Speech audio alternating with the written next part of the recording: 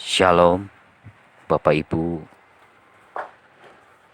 Kita mengetahui bahwa hari-hari ini bukanlah hari-hari yang mudah bagi setiap orang yang percaya kepada Tuhan. Bahwa kita sama-sama mengalami hal yang sama. Kita mengalami juga hal-hal yang cukup sulit. Namun, ketika saya melihat di setiap grup-grup WA,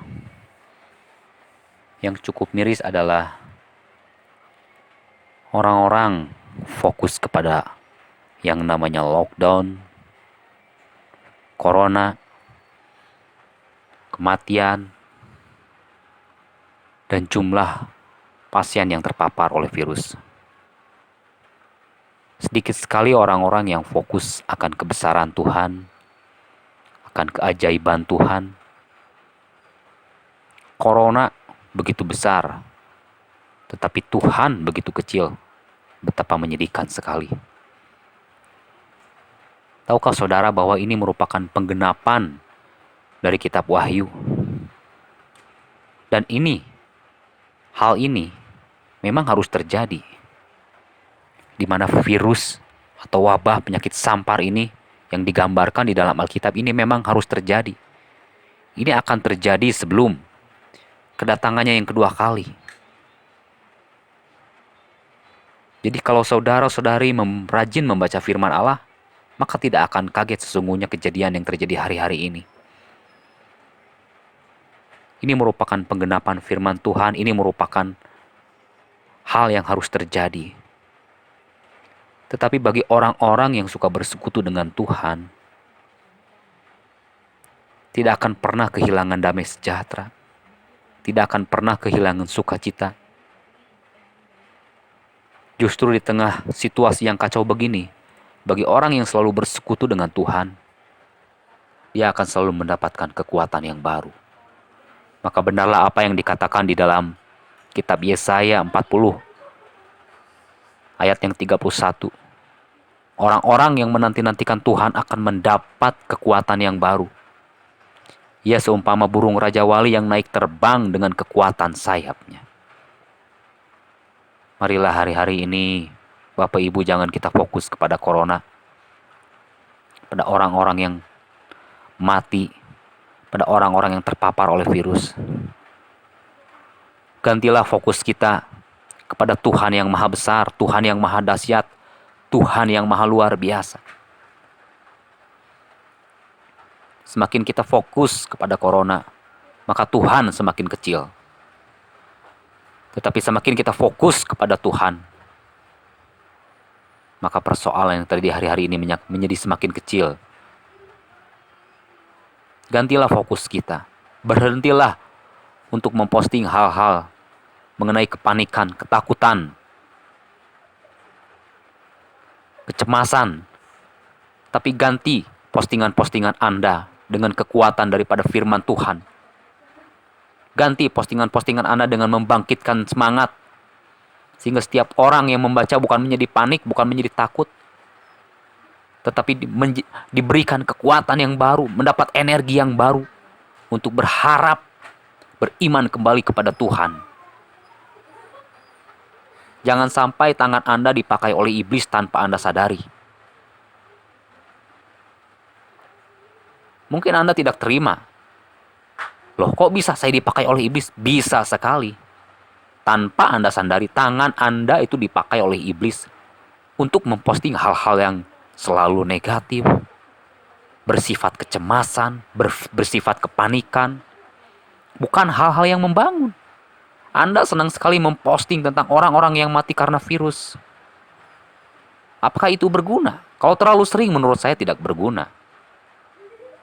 Karena hal itu tidak membangun iman, justru akan menambah rasa cemas, rasa panik, rasa takut bagi orang-orang yang membacanya. Lain halnya ketika Anda memposting kekuatan, hal-hal yang positif, hal-hal yang memberikan semangat. Contohnya ketika saya membaca firman Tuhan yang memberi kekuatan, jiwa saya disegarkan. Ketika saya membacanya, Rasa panik mulai berkurang, rasa takut mulai berkurang, dan fokus saya mulai beralih kepada Tuhan yang Maha Besar. Percayalah bahwa hari-hari ke depan tidak akan lebih baik, tetapi akan lebih berat. Kenapa saya berkata seperti ini? Karena memang itu adalah penggenapan firman Tuhan. Kita tidak bisa untuk menghindarinya. Hal itu harus terjadi sebelum kedatangan Tuhan Yesus yang kedua. Hal itu harus terjadi. Sekali lagi saya ingin berkata, hal itu harus terjadi sebelum kedatangan Tuhan Yesus kedua. Bahkan kitab Wahyu mencatat, gunung dan pulau akan tergeser disebabkan gempa yang maha dahsyat. Hari ini kejadian belum apa-apa dikarenakan virus corona. Namun firman Allah berkata, secupak gandum sedinar uang. Namun Tuhan berkata kepada malaikat yang diutus untuk memberikan wabah kepada dunia, jangan rusakkan minyak dan anggur itu.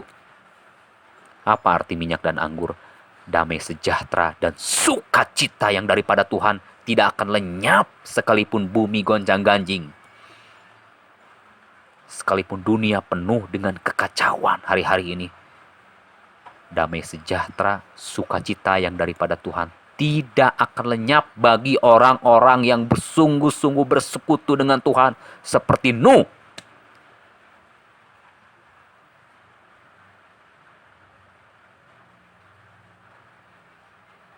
Jadi hari-hari ini merupakan musim penampian, pemurnian bagi gereja Tuhan. Bagi engkau yang suka bersekutu dengan Tuhan, sungguh-sungguh berdoa mencari Tuhan, engkau tidak akan dibuat panik berlebihan. Mungkin awalnya panik, awalnya takut. Tetapi jika engkau selalu berdoa, bersekutu kepada Tuhan, damai sejahtera Allah, sukacita Allah akan mewarnai jiwamu, hati dan pikiranmu. Justru engkau akan semakin kuat dan semakin kuat. Kau tidak akan menjadi takut. Ada pengharapan, ada kekuatan. Ada iman di dalam dirimu ketika engkau bersekutu dengan Tuhan. Jadi sekali lagi Bapak Ibu Saudara-saudari hari-hari ini, fokusmu menentukan hidupmu. Kalau fokusmu hanya terhadap kepanikan, kalau fokusmu hanya kepada corona, maka itulah yang terjadi di dalam kehidupanmu. Tapi ketika fokusmu tertuju kepada Tuhan, fokusmu mulai dialihkan kepada Tuhan, percayalah, damai sejahtera Allah, sukacita Allah, mujizat Tuhan selalu mewarnai kehidupanmu. Mungkin banyak di antara saudara-saudara yang berkata, kenapa kok banyak hamba Tuhan yang meninggal? Kenapa banyak para pendeta yang terpapar oleh virus corona? Ya emang kenapa Bapak Ibu? Itu rahasia Tuhan. Mau matinya seperti apapun, yang penting masuk surga Bapak Ibu. Kita nggak perlu pusing oleh hal itu. Ada orang-orang yang mati karena corona. Ada orang-orang yang mati ketika naik pesawat. Ada orang-orang yang mati karena kanker. Ada orang-orang yang mati lagi diem, lagi olahraga, orang itu dipanggil Tuhan. Ada orang yang tiba-tiba main komputer, tiba-tiba dipanggil Tuhan. Ada orang yang sedang berkhotbah, tiba-tiba dipanggil Tuhan. Apapun bentuknya, yang penting bukan caranya Bapak Ibu. Yang penting tujuan akhir orang tersebut ketika mati masuk ke dalam sorga. Itu yang terpenting. Kita tidak perlu mempergunjingkan cara mati orang tersebut. Lihat murid-murid Tuhan Yesus 2000 tahun yang lalu. Bahkan Tuhan kita sendiri. Tuhan Yesus sendiri. Mati di kayu salib, ditombak. Aduh, mengerikan sekali. Bukankah tertulis orang yang mati di kayu salib adalah orang yang terkutuk? Kalau melihat ke situ, kenapa Tuhan harus di kayu salib? Kenapa Tuhan harus diperlakukan seperti orang yang terkutuk? Betul nggak?